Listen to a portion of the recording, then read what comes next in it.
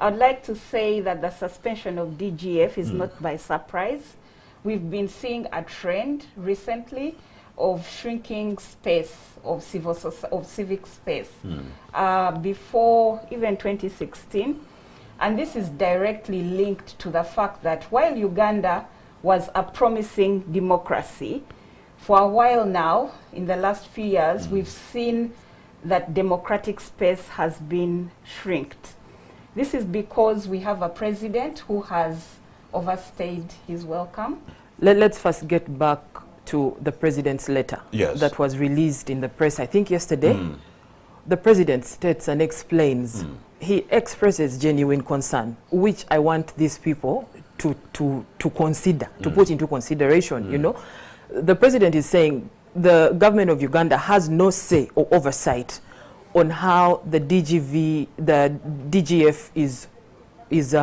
is ministered. Yeah, and then he further explains and says 500 billion is financing activities that are meant to subvert government. Yeah, he's crying. This letter is about subversion, which I think these people need to pay attention to.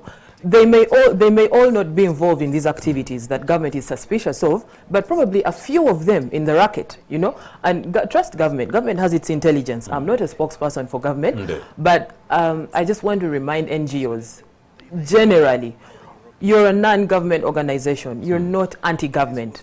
It doesn't mean you're raised up to fight government, you know, because the minute you bring in that attitude and approach, you're going to crash and have a lot of problems. I've been watching the trends from 2011 when offices are locked, computers are, I think, hijacked and taken away. It's all suspicion, which these NGOs need to wake up to. I'm not justifying that it was right for government to suspend. I'm just saying they need to put their ear on the ground and say, why is this happening? Because they've been free with this money for the last decade. Civil society are the last safeguard.